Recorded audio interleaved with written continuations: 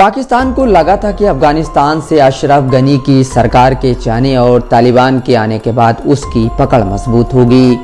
15 अगस्त 2021 को जब तालिबान ने अफगानिस्तान को अपने नियंत्रण में लिया तो पाकिस्तान के तत्कालीन प्रधानमंत्री इमरान खान ने कहा था कि अफगानिस्तान के लोगों ने गुलामी की जंजीरें तोड़ दी हैं। तब पाकिस्तान में जश्न का माहौल था। जाहिर है कि तालिबान को पाकिस्तान दशकों से मदद करता रहा है, लेकिन पिछले 4 सालों में चीज़ें तेज़ी से बदली हैं। अब पाकिस्तान और तालिबान आमने सामने हैं, दोनों ओर से एक दूसरे पर हमले हो रहे हैं।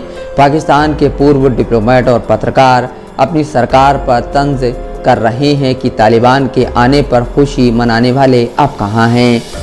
अफगानिस्तान से अशरफ गनी का जाना भारत के लिए बड़ा झटका माना जा रहा था।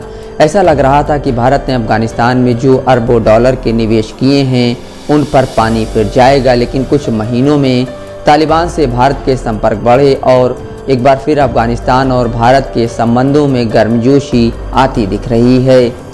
भारत के विदेश सचिव विक्रम मिस्री ने 8 जनवरी को दुबई में तालिबान के कार्यकारी विदेश मंत्री आमिर खान मुत्ताकी से मुलाकात की।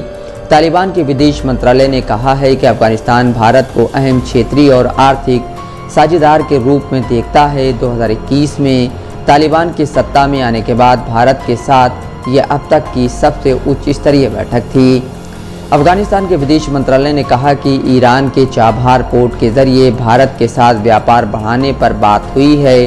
भारत ईरान में चाबहार पोर्ट बना रहा है ताकि पाकिस्तान के कराची और ग्वादर पोर्ट को बाईपास कर अफगानिस्तान के साथ ईरान और मध्य एशिया से कारोबार किया जा सके।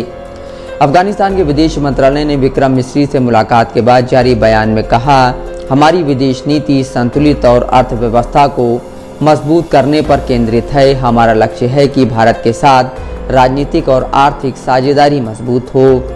वहीं भारत के विदेश मंत्रालय ने कहा है कि अफगानिस्तान में विकास की परियोजनाओं को फिर से शुरू करने पर विचार किया जा रहा है और साथ ही व्यापार बढ़ाने पर भी बात हुई है। दुबई में तालिबान और भारत की मुलाकात पर पाकिस्तान से काफ़ी प्रतिक्रिया आ रही है। यह मुलाकात पाकिस्तान को परेशान भी कर सकती है।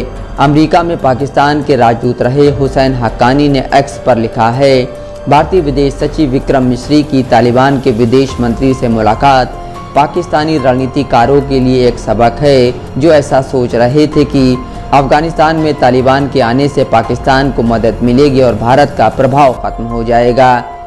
इससे पहले हक्कानी ने पाकिस्तानी न्यूज़ चैनल समा टीवी से कहा था, ये तो काबुल फतह पर सोच रहे थे कि तालिबान वहां आएगा और पाकिस्तान का भविष्य सुरक्षित हो जाएगा, लेकिन वो तो हमारे ही गले पड़ गए हैं।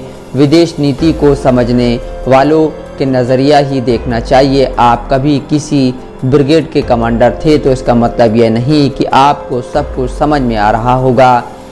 अमेरिकी think tank the Wilson centre में साउथ एशिया इंस्टीट्यूट के निदेशक माइकल कोगलमैन ने भारत और तालिबान के बीच बढ़ते संपर्क पर लिखा है, कोई यह कह सकता है कि तालिबान से भारत की बढ़ती करीबी अफगानिस्तान में पाकिस्तान को मात देने की कोशिश है, लेकिन इसका व्यवहारिक पक्ष भी है कि भारत नहीं चाहता है कि अफगानिस्तान की ज़मीन का इस्तेमाल भारत में आतंकवादी हमले के लिए हो। इसके अलावा भारत ईरान के चाबहार के जरिए अफगानिस्तान से संपर्क भी बढ़ाना चाहता है। भारत यहीं से मध्य एशिया भी पहुंचेगा।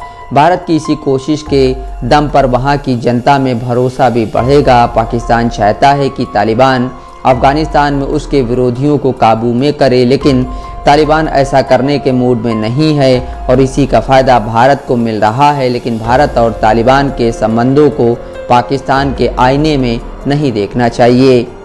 अफगानिस्तान में तालिबान के साथ तालमेल ना बैठा पाने के लिए सियासी जानकार पाकिस्तान के सियासतदानों को जिम्मेदार ठहराते हैं। एक यूट्यूब चैनल से बातचीत में पाकिस्तानी सियासी जानकार मोहम्मद आमिर राना ने कहा कि तालिबान जब सत्ता में आया तो उसको समझने में गलती हुई और पाकिस्तान ने ज़्यादा उम्मीदें लगा ली। उन्होंने कहा, गलती ये हुई कि हमने हक्कानी की नज़र से पूरे तालिबान को देखा कि हक्कानी हमारे हिमायती हैं, हमारे एसेट हैं, तो ये हमें शायद मदद करेंगे, लेकिन ये नहीं हुआ। Bureau report, Dastak live news.